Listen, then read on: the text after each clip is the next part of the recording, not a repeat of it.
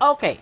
So, special episode 3376, 3374, ay 77, and 3378. Tanungin natin ha, ano ba yung mga dahilan, no, ng mga confessions nila sa bawat isa? So, depende yan ha, kasi general reading ito, depende. Depende sa mga confessions ng baraha. Okay? Kukuha tayo dito ng tatlo. Kung ano ba yung, ay, ba't nahiwala ikaw? Okay. Una, na confession. Na dahilan ha, posibleng dahilan. Ay, soulmates. Ay, Diyos ko. Pangalawa, a girl with a snake. Sabi ko na. And pangatlo, wedding rings. Diyos ko, talaga na to. Hala.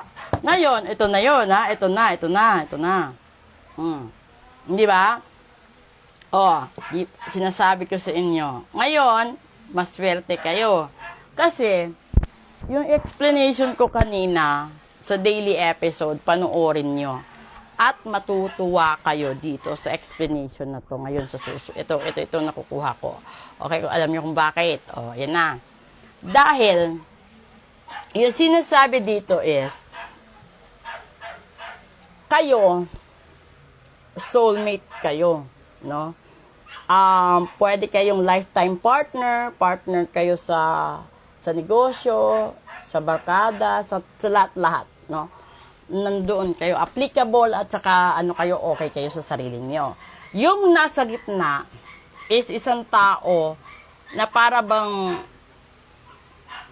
binasag yung solemnity ninyo at ginamit niya yung kagandahan niya, kagwapuhan niya, pera niya, connection niya, no, para makuha niya ang gusto niya.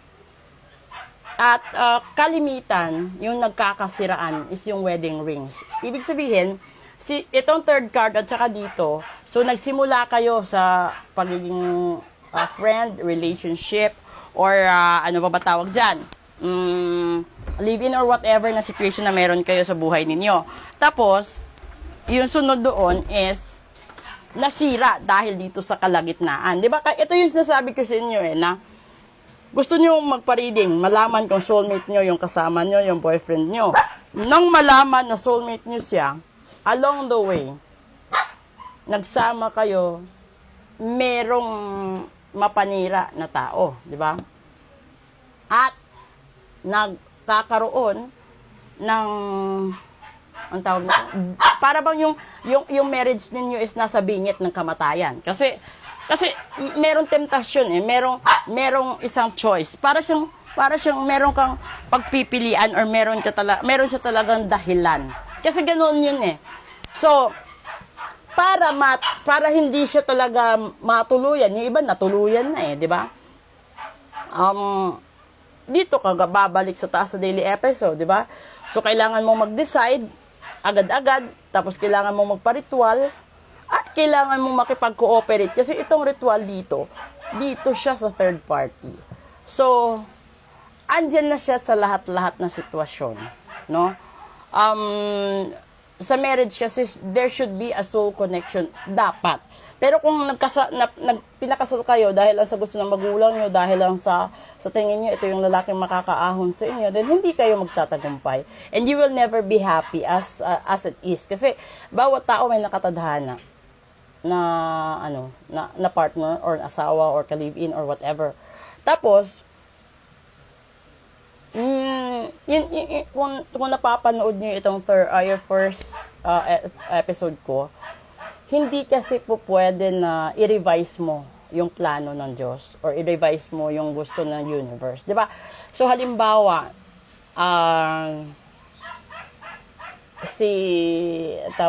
halimbawa, si Adan at saka si Eva. O wag na si Adan at saka si Eva. Halimbawa, si babae number 1 at saka si babae number 2. No? Si babae number 1, matagal nang may gusto kay lalaki. Pero yung nagustuhan ni lalaki is si babae number 2. Diba? So, yung ginawa ni number 1, ginawa niya lahat, maagaw lang niya yung lalaki. And then, nagtagumpay siya. Siya yung ikinasal. Dumating ang panahon na hindi na natanggap ni lalaki, hindi na rin kinaya ni lalaki na kahit anong pagtitiis niya sa ugali mo, pagtitiis niya sa lahat-lahat ng sitwasyon, hindi ka pa rin nagbago. And then, a decade later, nagtagpo sila nung babae number 2. Yung kinalabasan, naging third party niya, di ba? Kasi, kasal na siya doon sa kay babae number 1. Pero yung totoo doon, si babae number 2, ang nasa puso't isipan ni lalaki ever since. Kasi siya yung soulmate. So, kaso nga lang, dahil sa papel na hawak ni babae number 1 na kasal siya, wala na, di ba? Nawalan ng taglay yung puso't isipan ni lalaki dahil ipinangangalandakan ni babae number 1 na siya yung humahawak ng marriage contract. Siya yung legit, siya yung legal. And then, yung bandang huli, yung gagamitin is mga anak. Diba? And then, magdadrama, pa-victim, maghahanap ng simpatsya, kakampi. Ganun yung buhay doon. Pero the reality is, kahit anong gawin mo, kahit ikaw pa yung kasal, at alam naman ni universe ni God na hindi kayo ang nakatadhana, then there will be, and God will find an option na hiwalayan kayo. Maghiwalay kayo. Ganun. So, kung ikaw naman yung tipo ng asawa na maganda yung takbo ng buhay nyo, pero sa tingin mo kulang pa din, yung parang hindi naman pera yung problema, hindi rin pagmamahalan, di ba? Yung kulang is the attention and understanding. The same thing with respect. Nakakasira pa din. Kasi, never kang magiging masaya sa isang bahay na hindi mo nire-respeto ang desisyon ng asawa mo, boyfriend mo, girlfriend mo. Kaya ka nga nag-asawa kasi may kahati ka. Papaano mo matasasabi na siya ang may kasalanan kung ikaw itong hindi marunong sumunod sa patakaran na sinasabi na give and take. Kasi kapag may isang relasyon, dapat give and take. Ganon din yung respeto. So kahit gusto mo yan, no? Halimbawa, gusto mong bumili ng kung ano-ano, you have to ask permission doon sa kasama mo, sa kahati mo, sa live-in partner mo, sa asawa mo, na may gusto ka. Diba? Kasi minsan, yung iba, tight yung budget. Yung iba naman kasi, they prefer not to waste their money kasi excess na. Yung para bang, kung hindi naman importante, wag na. I-save na natin yung pera for the future. May ganun mga mag-asawa eh. So, they are just so practical. And then the other couples naman, waldas. So, the opposite thing, everything, you know that, hindi ko naman kailangan kasi kapag elaborate ko yan lahat ng experience ng clients ko for the past 15 years, nako, Diyos ko, mahihirapan ako.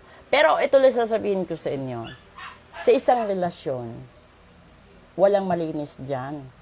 Lahat kayo may pagkakamali, pagkukulang, lahat kayo may, ang tawag doon, yung nabubulagan, nauto, naloko, may mga ganon. Kasi maliban sa inyo, may mga in-laws pa, may friends pa, may barkada, may bisyo na that will affect the status or the state of your mentality. Kaya nga minsan sinasabi, kailangan mong i-detach ang sarili mo sa lahat ng tao, tsaka mag-unwind ka, mag-isip ka. Kasi minsan, sa sobrang galit mo, sa sobrang taas ng dugo mo, nakakapagbitaw ka na hindi maganda, na pagsisisihan mo sa bandang huli. Ikaw din, na hiniwalayan, iniwanan, or whatever, ganun din yung sitwasyon. So, kung hindi na talaga kaya, give each other some space bago pa talaga ma-terminate ang sitwasyon. Kapag nasa ritual kayo, kailangan lubos-lubos ang tiwala mo. At huwag kang manghinayang dun sa ginastos mo sa kandila kasi yung gusto mong bumalik is priceless, which is the love of your life. Diba? So, sana makatulong ito at magpuproceed tayo sa English episode natin. Uulitin ko sa lahat-lahat. Lahat tayo hindi malinis. So, huwag kang magmalinis dahil lahat na nagkaroon ng relasyon naging tanga at naging bulag, pipi at bingi. Okay? So, please share all the videos that you love and support